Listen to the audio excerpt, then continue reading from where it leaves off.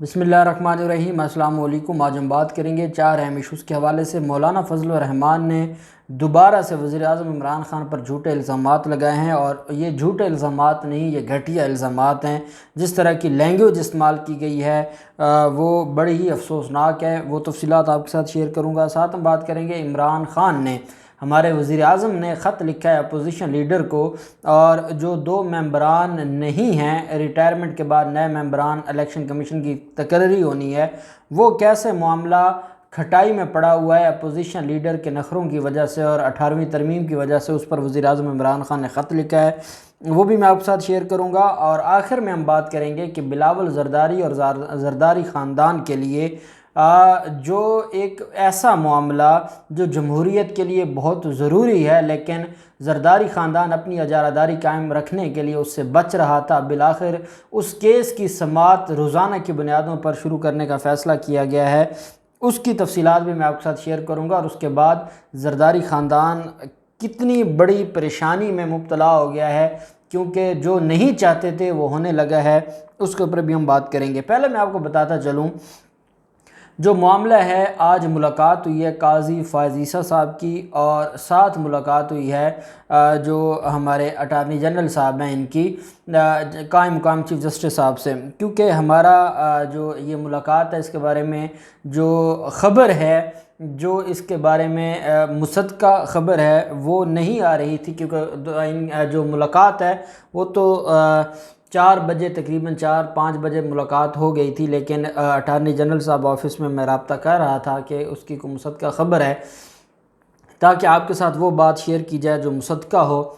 मामला कुछ इस तरह से है। पहली चीज़ तो मैं ये समझता हूँ कि ये खुशाइंद मुलाकात है और हमेशा होनी चाहिए, और अटार्नी जनरल साहब ने भी यही जाकर कहा है कायम मुकाम चीफ़ जस्टिस साहब से कि जिस तरीके से बाहर की दुनिया में ये तासुर जा रहा है कि अदलिया के जो अदालत उज़्मा के जो जजेज़ हैं, उनका कहीं ना कहीं आपस में इख्तिलाफ़ पाया जाता है, तो इसको ख़त्म होना चाहिए, ताकि मुल्क तब तक तरक्की नहीं करेगा जब तक सारे इदारे एक पेज पर नहीं होंगे, और हर इदारे में बैठा शख्स अगर वो अपने इदारे के साथ नहीं होगा तो वो उस इदारे को नुकसान पहुँचेगा, और इदारे को नुकसान होगा तो वो रियासत को नुकसान है।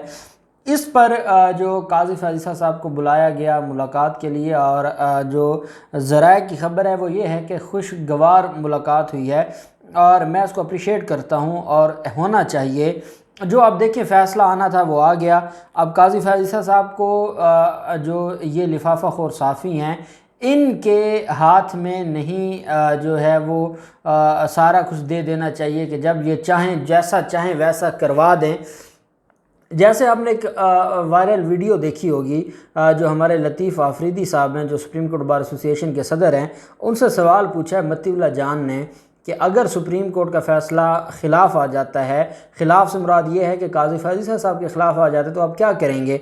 तो उन्होंने बड़ा सादा सा जवाब दिया। उन्होंने कहा क्या करेंगे हम, सुप्रीम कोर्ट का क्या हम बिगाड़ सकते हैं, मैक्सिमम यही होगा कि हम बाहर खड़े होकर मुद्दाबात के नारे लगाएंगे। अब ये जो जिनके साथ काजी फ़ायज़ ईसा साहब लगे हुए हैं, ये वो लोग हैं जो सिर्फ गालियां दे सकते हैं, इसके अलावा कुछ नहीं कर सकते। इस वजह से काजी फ़ायज़ ईसा साहब को अपना मनसब देखना होगा, और वो काम करें जो रियासत के इदारे एक दूसरे से टकराने से बच जाएं। और बहुत हो गई ये अना का, एतज़ाज़ हसन साहब भी फरमाते हैं कि ये अना का मामला है, और अब इस अना को ख़त्म होना चाहिए, और रियासत के लिए सोचना चाहिए, पाकिस्तान के लिए सोचना चाहिए, और मिलकर पाकिस्तान की बेहतरी के लिए काम करना चाहिए। दूसरी लीगल मामलात हैं। हुकूमत पाकिस्तान ने रिव्यू पिटीशन फ़ाइल की हुई है उस फैसले के ख़िलाफ़ जो FBR को रोका गया था। वो लीगल चीज़ें हैं, वो प्रोसेस के ज़रिए आती रहें, लेकिन एक दूसरे के ख़िलाफ़ बात करना या इस तरीके से खुल के सामने आना, ये कोई बेहतर तरीका नहीं है। वज़ीर-ए-आज़म इमरान ख़ान ने ख़त लिखा है शहबाज शरीफ को। आप जानते हैं कि कॉन्स्टिट्यूशन ऑफ पाकिस्तान की अब ये रिक्वायरमेंट है कि जो 18वीं तरमीम के बाद इलेक्शन कमीशन के सरबराह होंगे या मेंबरान होंगे इलेक्शन कमीशन के, उनकी तकर्री के लिए वज़ीर-ए-आज़म को हर हाल में अपोजिशन लीडर से रब्ता करना पड़ेगा, और उनकी रज़ामंदी से मंजूरी होगी। आर्टिकल 213 कॉन्स्टिट्यूशन ऑफ पाकिस्तान और आर्टिकल 218 कॉन्स्टिट्यूशन ऑफ पाकिस्तान वो इस बात का मुतालबा करता है कि जो कायदे ऐवान हैं वो कायदे हिज़्ब इख्तिलाफ़ को ख़त लिखेंगे।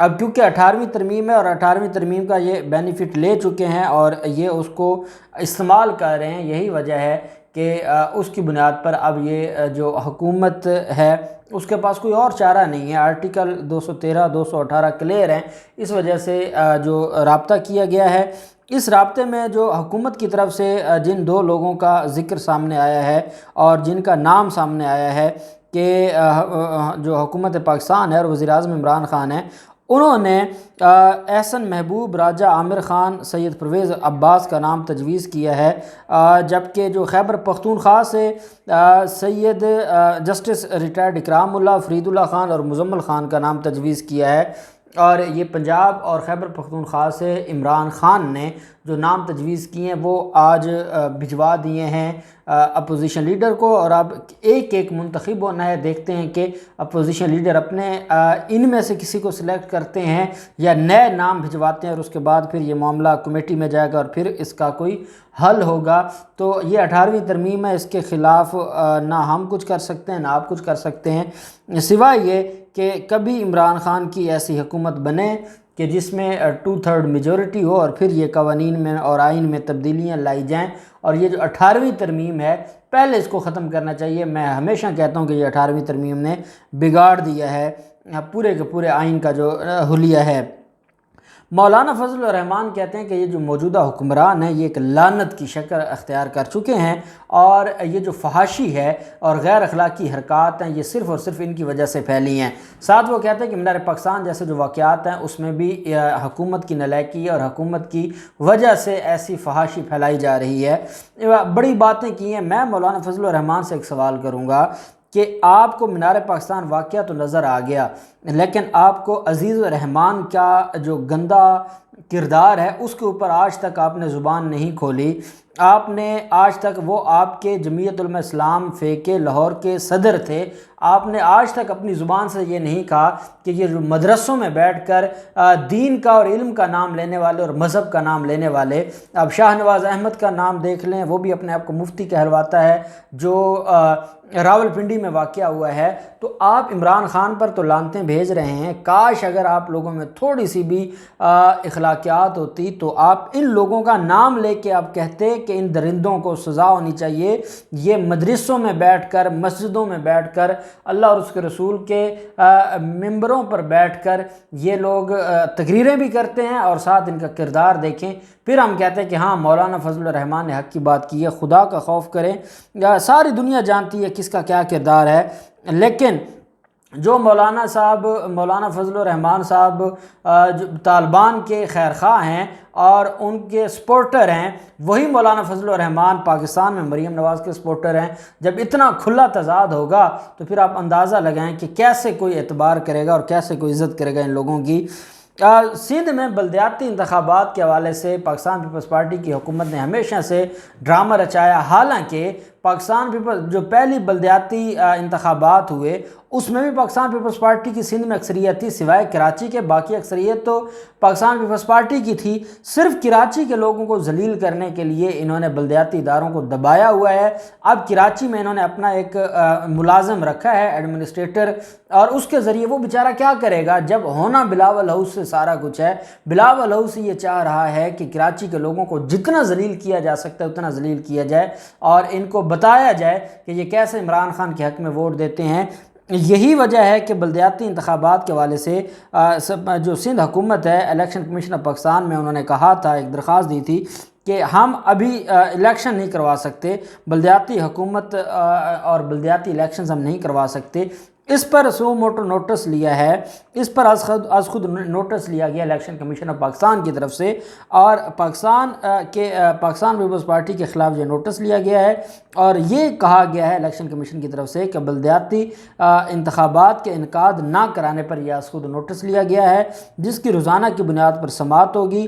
پہلی سماعت 7 ستمبر کو شروع ہوگی اور پھر 7، 8، 9 یہ مسلسل روزانہ کی بنیادوں پر سماعت ہوگی۔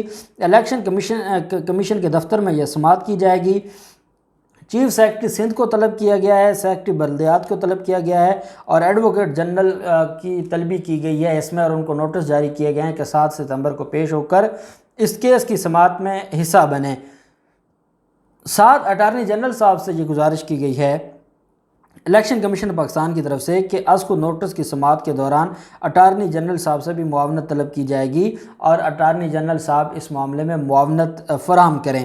سندھ حکومت نے مردم شماری کے اعداد و شمار پر اعتراض کرتے ہوئے، یہ بیسیکلی بہانہ ہے مردم شماری کے اعداد و شمار پر جو اعتراض ہے کہ فوری بلدیاتی انتخابات کے انعقاد سے انہوں نے انکار کیا تھا اور پارلیمنٹ کے فیصلہ تک بلدیاتی الیکشن کے انعقاد سے معذرت کرتے ہوئے اسے ناممکن قرار دے دیا تھا۔